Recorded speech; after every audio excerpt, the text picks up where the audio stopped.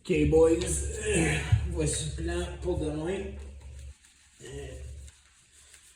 Il n'y a rien de trop compliqué. Toutes des drills qu'on a faites pendant genre 40 minutes environ. Après ça, on va faire un 30 à peut-être 40 minutes. Dans le fond, il va rester 40 minutes, fait qu'on va faire 30 minutes environ, peut-être un peu plus de genre situation de game sur like scrimmage de 5 contre 5, power play, piqué, des affaires de même. Peut-être finir avec un jeu, tout dépendant de si on juge qu'on le 30 minutes c'est bien passé. Si on a besoin de plus, ben on prendra plus. Là. Fait que la première, Vegas Flow. Fait comme d'habitude, des lignes, ligne, ligne, ligne. On va essayer quelque chose d'un petit peu différent. Tu sais, t'as le classique, comme si j'étais le même, passe, ordonne, longe, il t'adonne, t'attape, s'en va là, puis la passe direct. D'ailleurs, pratique à Brancho, on avait mis un coach ici de même. Fait que là, ce que je veux voir, là, c'est quand tu fais ta back ici de même, là, puis lui, il appogne de même, il s'ouvre. Je veux que ce soit une passe qui lead. Parce que ce gars-là, il s'en va avec du speed comme ça, puis je veux t'aller la chercher avec du speed. Je veux pas que ce soit une passe directe, je veux que ce soit une passe dans l'espace. OK? Une deuxième variante, on va essayer demain sur ça. C'est la même chose. Tu fais ton même début, true, passe, tu le reçois. Tu reçois la passe, tu l'ordonnes. Mais là, celle-là, il va te l'ordonner ici. Puis toi, quand tu appoignes, c'est que tu as launch tout de suite dans le gars dans la ligne là. Fait que lui, dans le fond, il va prendre sa glace, reculer un peu, bide time qu'on appelle. Lui, il s'en vient du speed. Puis je veux voir un chipboard ou un chip sur le window. Le gars, il appogne du speed, puis là, il rentre. Puis là, toi, tu peux juste aller là, puis continuer. Comme tu fais normalement. Okay?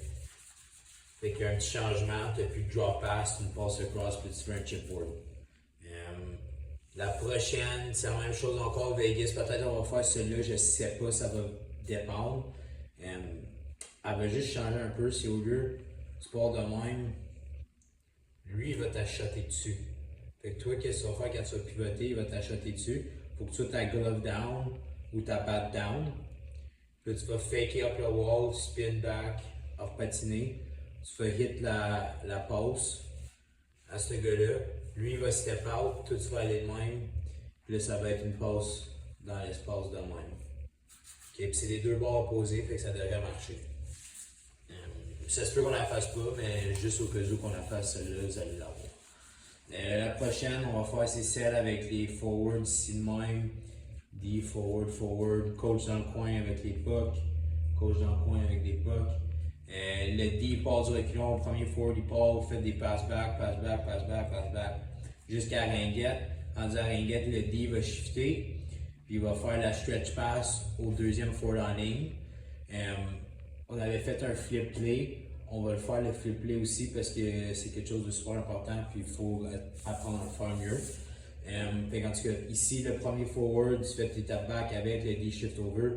Le premier forward ici va longer à la board, le coach va allumer, tu pick up sur le wall, tu coupes au milieu, tu rentres, tu shot, puis tu te parques en avant du net.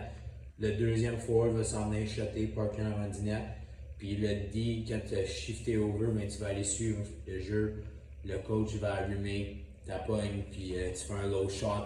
Assurez-vous de vraiment walker la line, puis pas de rentrer dans la line. Okay? Poignez-vous de l'espace le plus possible. Ça, c'est la deuxième drill. Par contre, entre la première et la deuxième, je vais peut-être donner un petit 10 minutes au goaler juste pour faire du patin. Puis nous, on va travailler sur la grosse étoile et la petite étoile encore.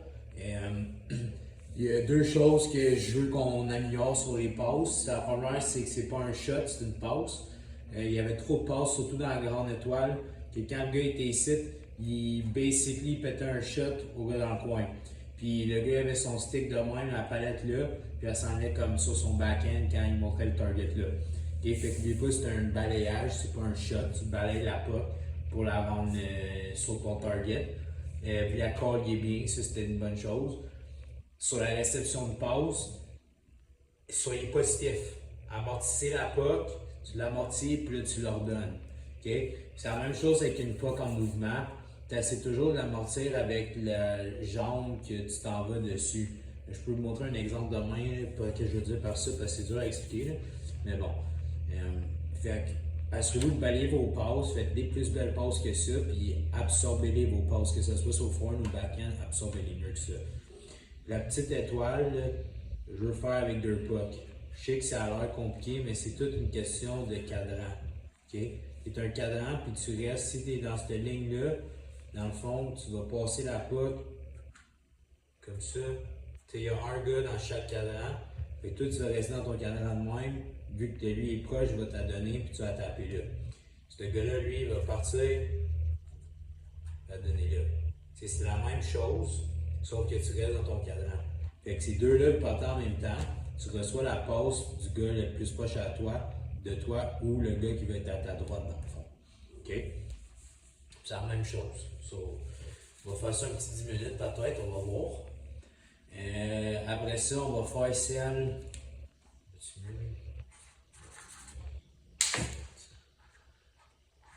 En tout cas, mes marqueurs ne marchent plus bien gros. Là. Je sais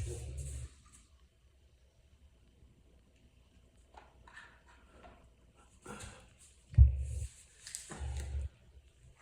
Bon, des bons marqueurs. Là, ça va bien. Fait que là, celle-là, on l'a faite dernière pratique, mais on va la changer un peu. On va le faire tout de suite le 2 contre 1. Fait que les deux dés, vous allez partir de même. Ici. Coach, coin avec les pucks. Coach, coin avec les pucks. Au sifflet, les deux dés, vous allez bleu, break, pivot, pivot. Le coach va step out, il va faire un petit flip play dans le coin. Okay? Fait que là, c'est une question de timing. La puck, elle s'en va dans le coin. Toi, là, si t'es déjà en arrière du net, par le temps que lui, à la puck, là, il fuck up sa passe, ben, oh, le gars, il peut rentrer tout seul, il est all alone. Okay? Fait que c'est important que tu times, quand tu reviens, tu es rendu sur ton poste, puis là, il va te faire des dés, fait que là, tu es capable de shifter avec du bon timing. Okay? Ces deux forwards-là, bang en option, on va faire le breakout, vous allez aller 2 contre 1. Fait que là, ce ball-là, ce dé-là qui était ici, lui, il va shifter de main, il va faire son breakout, comme ça. Lui, quand tu vas là, bang, tu reviens, tu fais ta passe, whatever, tu t'en vas chercher ton 2 contre 1. Ton 2 contre 1, là tu pognes le 2 contre 1. Puis l'autre D qui était ici, mais là toi tu vas suivre, tu vas faire comme qu'on a fait la dernière fois. Pour celle-là, on peut mettre un coach juste ici de même ou juste ici de même, que quand le D va partir de même, lui il peut descendre, mettre la grosse pression, enlever une passe, enlever cette passe-là, fait qu'il fasse faire le D un read. Okay. Tu peux aussi faire ça un 3 contre 2, mais on va garder ça de même pour l'instant. Ça devrait nous amener environ à 8,40. Fait que de 8,40 à 9,10, c'est des situations de game. Situations de game scrimmage. Okay? Puis comment on va fonctionner ça? C'est quand on siffle, tu arrêtes. Aussi simple que ça. Fait qu'on va dropper un puck dans zone neutre ou zone offensive, on dit vous êtes à D, vous êtes à l'attaque. C'est une situation de piqué, pipi. Fait que vous allez la jouer tout dépendant de ça.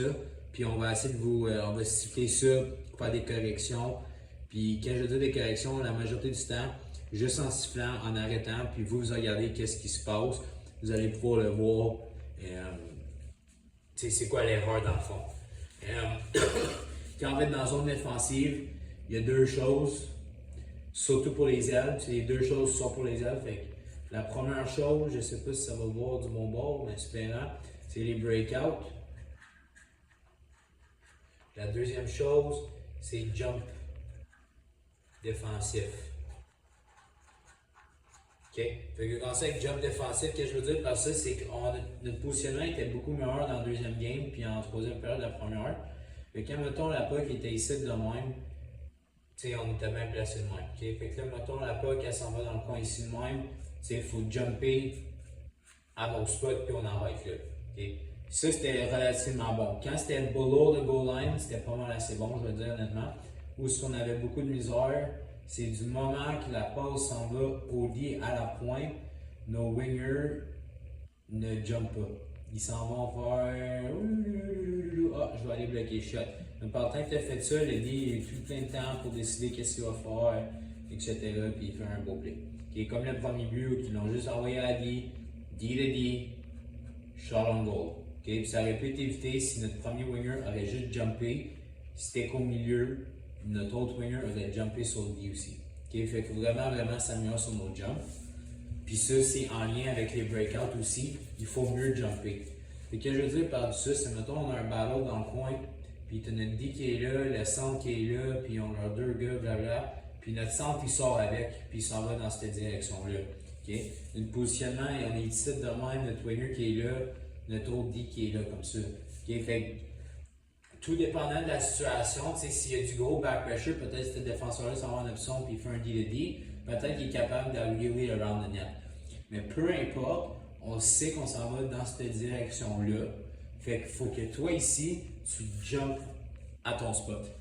Tu peux pas jumper là ou là. Ça, ce n'est pas bon. Okay? On jump à notre spot sur la board pour faire une option facile de breakout. Essentiellement, tu crées un mini 2 contre 1. Parce que là, il va y avoir un gars, l'autre forward qui va être ici, mettons, lui, il va s'en être de même pour essayer de l'enlever. Fait que tu crées du support. L'autre winger qui est sur le weak side maintenant, toi, tu peux blower la zone à travers le milieu pour repousser les deux D. Ou tu peux rester, tu sais, moi j'aime ça que tu finis la trajectoire du milieu, puis là tu décides. Les D sont-tu là, puis ils nous suffoquent? Si oui, ben là, passe à travers, essaie de les repousser, tu fais un chip option facile de même pour nos gars. Si jamais tu remarques les deux D, ben ils reculent, ben pourquoi tu passerais dedans? Rien.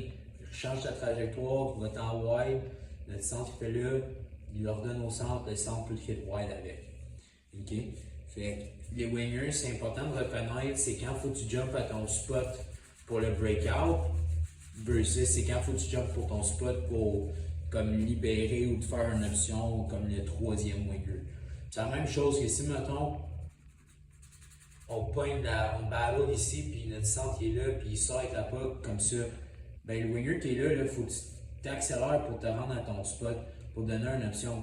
Puis si jamais tu remarques que la patine, elle reste pas là, commence à avancer aussi. T'sais, avance en même temps que lui pour quand même rester une option. Parce que quand tu es ici de même, si tu bouges là, puis lui il commence à aller, puis il rendu avec un gars là, fait une passe facile, ben lui, il va te finir tout de suite. Okay? Fait qu'il faut juste être un petit peu mieux sur nos ailes. Puis je pense que ça va nous aider beaucoup. Fait que ça devrait être pas mal tout. Puis si on a le temps, on va faire un petit jeu à la fin, soit un shootout, quelque chose de même.